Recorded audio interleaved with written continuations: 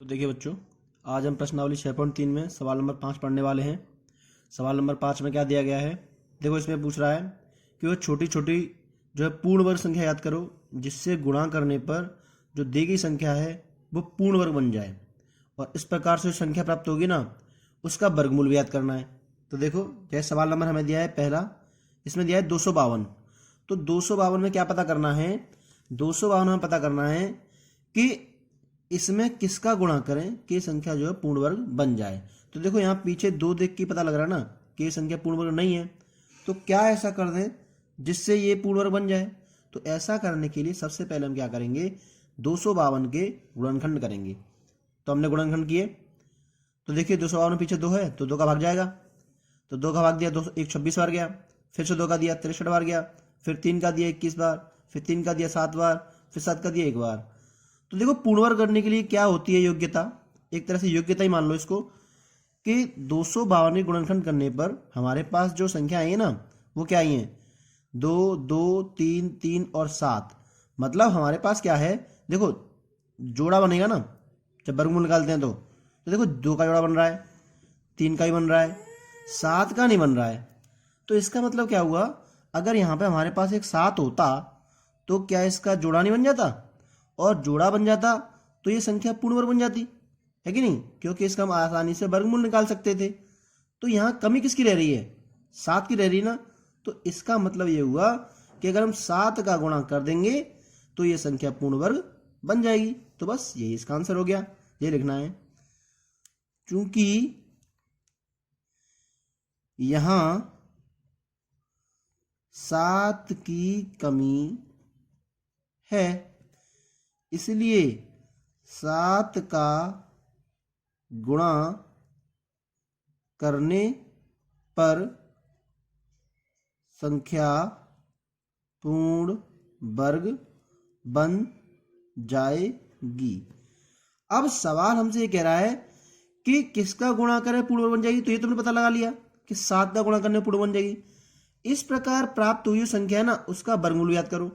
तो अब ये सवाल कह रहा है इसका गुणा भी कर दो, इसमें जो हमें संख्या प्राप्त हो उसका वर्गमूल भी निकाल लो। तो क्या होगा, आप देखो 7 का गुणा कर देंगे इस प्रकार। 252 में हमने किया 7 का गुणा तो कितना आएगा हमारे पास, 7 दूनी 14, 7 पंजे 35 और 1 36, हासिल लगी 3, और 7 दूनी 14 3 17।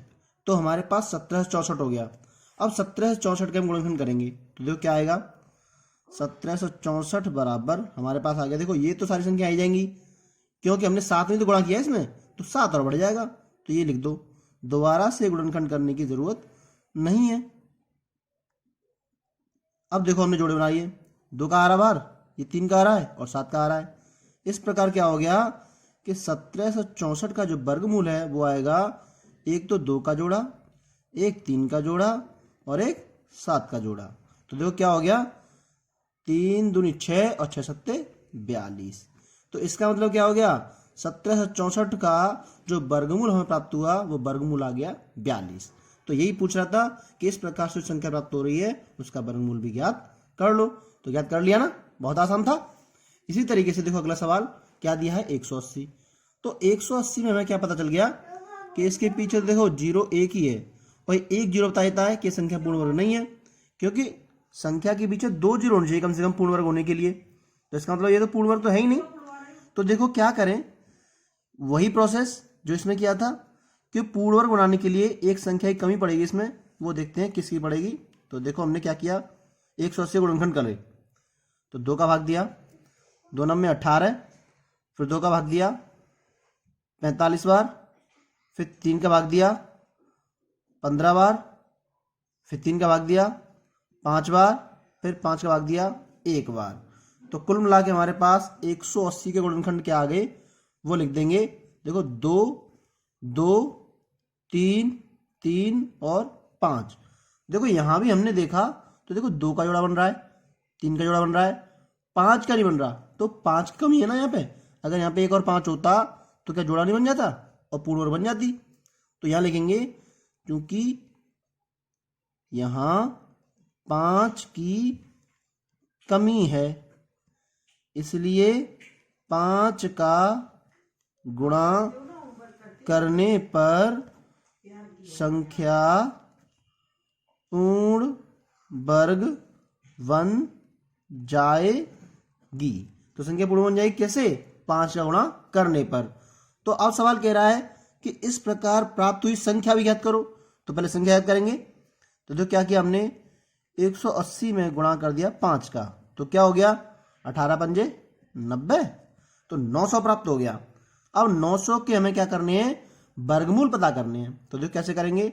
हमने लिखा 900 बराबर क्या क्या होंगे इसके गुणनखंड। देखो ये तो होंगे ही, 5 ही तो बढ़ा है, 5 और लिख देंगे। 2 गुणा 2 गुणा 3 गुणा 3 गुणा 5 गुणा 5। तो हमारे पास जोड़े बना लो, 1 2 और 3 जोड़े बन गए। तो इसका मतलब 900 का वर्गमूल क्या प्राप्त हो गया? 2 गुणा 3 गुणा 5। तो देखो कितना हो गया, गुणा कर लेंगे आपस में। तो 5 दूनी 10 और 10 तिया 30। तो इसका मतलब क्या हो गया कि 900 का वर्गमूल लेने पर जो संख्या प्राप्त हो गई वो क्या प्राप्त हो गई? 30 प्राप्त हो गई। ठीक है ना। तो इसी प्रकार अब सवाल नंबर तीसरा कर लेंगे। देखो सवाल नंबर तीसरा दिया गया है हमारे पास। क्या दिया गया सवाल नंबर तीसरा? सवाल नंबर तीसरा दिया गया है कि हमारे पास जो संख्या है वो है 1008। तो देखो 1008। तो क्या करेंगे? सबसे पहले इससे गुणनखंड करेंगे। तो हमने लिखा यहाँ पे 1008 और गुणनखंड करें। तो देखो 1008 के पीछे 8 है तो 2 का भाग जाएगा। तो 2 पंजे 10 0, तो चौके 8, फिर 2 का, तो 25 दूनी 50 और 2 दूनी 4, फिर 2 का, तो कितना आ जाएगा? 2 एकम 2, 2 दूनी 4, 2 छिंग 12, फिर 2 का, 2 छिंग 12, 2 तिया 6, फिर 3 का, तो 3 दूनी 6, 3 एकम 3, फिर 3 का, 3 सत्ते 21, फिर 7 एकम 7। तो हमारे पास इतने सारे गुणनखंड आ गए और इनको हम लिख लेंगे। तो हमने लिखा तो क्या प्राप्त हुआ? देखो 1008 का मतलब हमारे पास आ गए 2 गुणा 2 गुणा 2 गुणा 2 गुणा 3 गुणा 3 गुणा 7। देखो कितने जोड़े बन रहे हैं? 2 का बन रहा है, फिर से 2 का बन रहा है, 3 का ही बन रहा है, लेकिन 7 का नहीं बन रहा है। कितनी कमी रह रही है यहाँ पे? 1 7 की कमी रह रही है। तो इसका मतलब यहाँ पे क्या करेंगे? 7 का गुणा करेंगे। ठीक है ना। तो यहाँ लिख देंगे चूंकि यहां 7 की कमी है इसलिए 7 का गुणा करने पर संख्या पूर्ण वर्ग बन जाएगी। तो 7 का गुणा कर दो इसमें, तो क्या हो गया हमारे पास? इस प्रकार 1008 गुणा 7। तो क्या हो गया गुणा करने पर? 7 8 56 0 और 7 एकम 7। तो हमें जो नई संख्या प्राप्त हो गई है वो कितनी है? वो नई संख्या हमारे पास होगी 7056।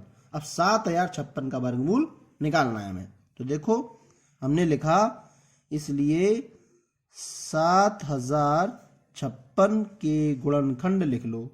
तो क्या होंगे? देखो यही होंगे 2 2 2 2 3 3 7 7। तो वर्गमूल निकालेंगे। तो 7056 का वर्गमूल निकाला तो जिनका जोड़ा बनेगा वही लिखेंगे।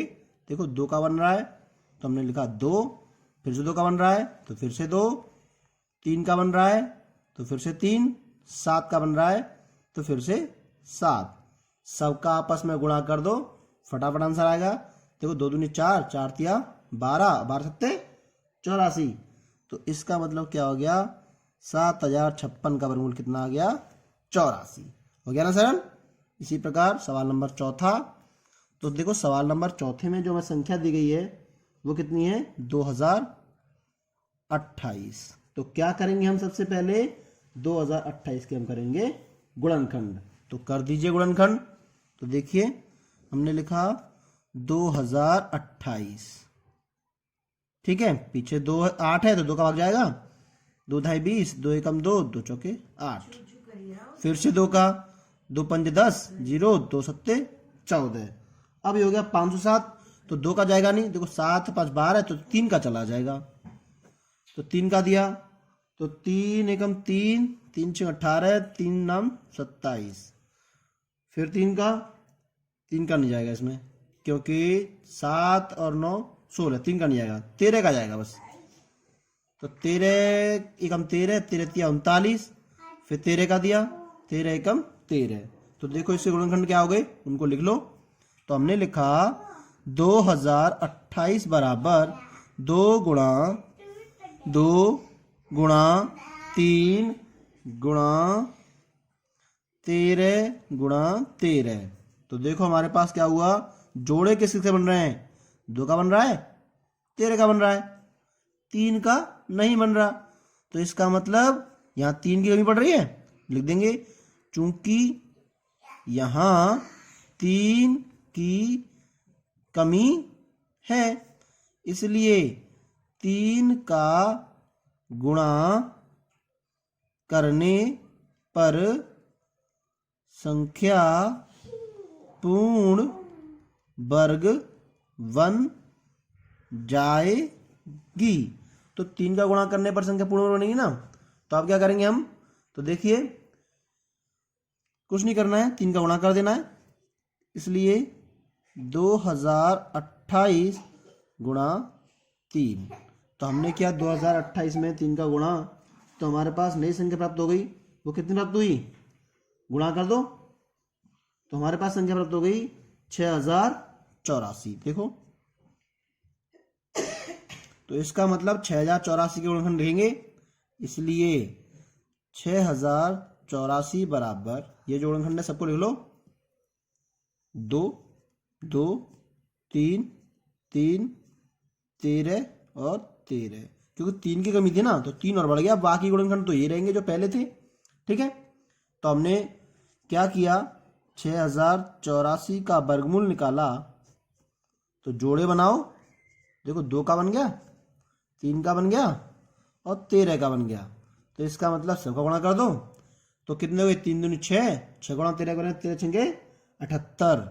तो इसका मतलब क्या हुआ, हमारे पास जो नई संख्या आ गई वो क्या आ गई, 78 आ गई, जो किसका वर्गमूल है, 6084 का वर्गमूल है। ठीक है ना।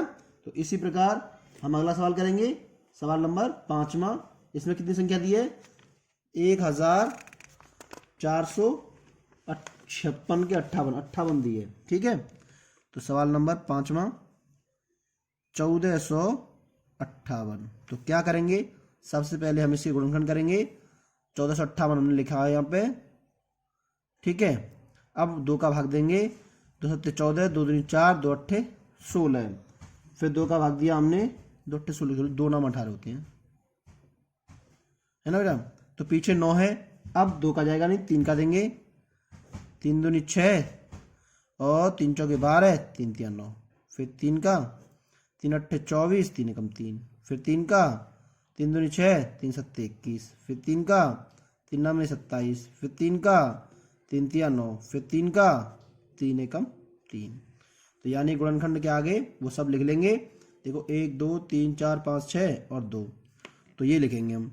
तो 1458 बराबर, इन सबको लिख लेंगे हम, 2 गुणा 3 गुणा 3 गुणा 3 गुणा 3 गुणा 3, कितनी बार 3 है, 1 2 3 4 5 6, 1 2 3 4 5 और 6। तो देखो किसका जोड़ा नहीं बन रहा, देखो 3 का बन रहा है एक, फिर दोबारा 3 का और फिर दोबारा भी 3 का, लेकिन 2 का नहीं बन रहा है। तो 2 की कमी बढ़ गई, लिख देंगे। चूंकि यहां 2 की कमी है, इसलिए 2 का गुणा करने पर संख्या पूर्ण वर्ग बन जाएगी। तो 2 का गुणा करने में पूर्ण वर्ग बन जाएगी ना, तो इसलिए हम क्या करेंगे, इसमें 2 का गुणा कर देंगे। इसलिए 1458 गुणा 2, हमने 2 का गुणा किया तो कितना आ गया, 1458 गुणा करेंगे 2 का, तो कर दीजिए गुणा फटाफट से। हमारे पास आ जाएगा 2916। तो 2916 के हम क्या करेंगे, अब गुणनखंड लिख देंगे। तो हमने लिखा 2916 बराबर, यही सारे लिख दो, बस 2 बढ़ जाएगा क्योंकि 2 का गुणा कर दिया ना हमने एक्स्ट्रा। तो ये हो गया 3 3 3 3, कितनी बार, 1 2 3 4, 3 3, ठीक है ना, सारे गुणनखंड हो गए। तो देखो 2916 का हमने वर्गमूल लिया तो जोड़े बना लो, एक 2 बार आ रहा है, फिर ये 3 आ रहा है, फिर ये 3 आ रहा है, फिर ये भी 3 आ रहा है। तो क्या करेंगे, सबका गुणा कर देंगे। 3 तिया 9, 9 तिया 27, 27 दूनी 54। तो हमारे पास आ गए 54। तो 54 क्या हो गया, हमारी नई संख्या 2916 का वर्गमूल हो गया। ठीक है ना। अब लास्ट सवाल है इसका, सवाल नंबर 5वें का। इसमें हमारी जो संख्या दी है वो दी है 768। तो हम क्या करेंगे, 768 के वर्गमूल निकालने के लिए सबसे पहले क्या करेंगे, गुणनखंड करेंगे। तो पीछे 8, तो 2 का भाग देंगे, ठीक है ना। तो 2 का भाग दिया तो देखो क्या आएगा हमारे पास, 2 तिया 6, 2 अट्ठे 16, 2 चौके 8, फिर 2 का, 2 एकम 2, 2 नौ में 18, 2 दूनी 4, फिर 2 का, 2 नौ में 18, 2 छिंगे 12, फिर देंगे 2 का। तो हमारे पास आ गया 2 चौके 8, 2 अट्ठे 16, फिर 2 का, 2 दूनी 4 और 2 चौके 8, फिर 2 का, फिर क्या हो गया ये, 2 एकम 2, 2 दूनी 4, फिर 2 का, 2 छिंग 12, फिर 2 का, 2 तिया 6, और अब 3 का, 3 एकम 3। तो जो गुणनखंड आ गए सबको लिख लो। तो देखो सबसे ज्यादा 2 आए हैं, गिन लो कितना है हमारे पास आए हैं, 1 2 3 4 5 6 7 8 बार। तो 8 बार हम लिखेंगे 2, ठीक है। तो 8 बार हमने 2 लिखा, तो ये आ गया 768 बराबर 1 2 3 4 5 6 7 8, ठीक है ना। 8 बार 2 और 1 बार 3। तो इसका मतलब क्या हुआ, हमारे पास जो जोड़ा बन रहा है वो किसका नहीं बन रहा है, 3 का नहीं बन रहा है, यानी 3 की कमी पड़ रही है। तो हम क्या लिखेंगे, चूंकि यहां 3 की कमी है इसलिए 3 का गुणा करने पर संख्या पूर्ण वर्ग बन जाएगी, ठीक है। तो क्या करेंगे, हम 3 का इसमें गुणा कर देंगे। तो हमने लिखा 768 गुणे 3, तो कितना आ गया हमारे पास संख्या, 3 अट्ठे 24 की 4, हासिल लगी 2, 3 दूनी 6, 6 और 2 8, और 3 सत्ते 21। तो 2184 हमारे पास क्या आ गई, नई संख्या आ गई। दोबारा कर दी, 3 अट्ठे 24 की 4, हासिल लगी 2, 3 छः 18 और 2 20, गलत होगी थोड़ा सा, और 3 सत्ते 21 और 2 23, 2304 हो गई है, ठीक है ना। अब 2304 क्या करेंगे, हम फिर से कर लेंगे हम फैक्टर। तो हमारे पास लिखा 2304 और इसका हमने कर लिए फैक्टर। तो देखो क्या हो गया, यही सब आएगा, बस 3 बढ़ जाएगा, 2 2 2 2 2 2, कितनी बार 2 आ गया, 1 2 3 4 5 6 7 8 3 और 3। तो ये सब आ गए ना। तो अब इसके वर्गमूल निकालने के लिए हम क्या लिखेंगे, 2304 का वर्गमूल बराबर, इसमें जिसका जोड़ा बन रहा है वो लिख लो बाहर। तो देखो हमारे पास जोड़ा किसका बन रहा है, 1 2 3 4, 4 बार तो 2 है, 1 2 3 4, और 1 बार 3 3। तो कितना हो गया, देखो 2 दूनी 4, 4 दूनी 8, 8 दूनी 16, और 16 तिया 48। तो इसका मतलब क्या हो गया, 2304 का वर्गमूल निकालने पर हमें जो संख्या प्राप्त हुई है वो हमारे पास आई है कितनी, 48। तो इसका मतलब 48 इसका वर्गमूल हो गया। इस प्रकार ये नई संख्या प्राप्त हो गई, ठीक है ना।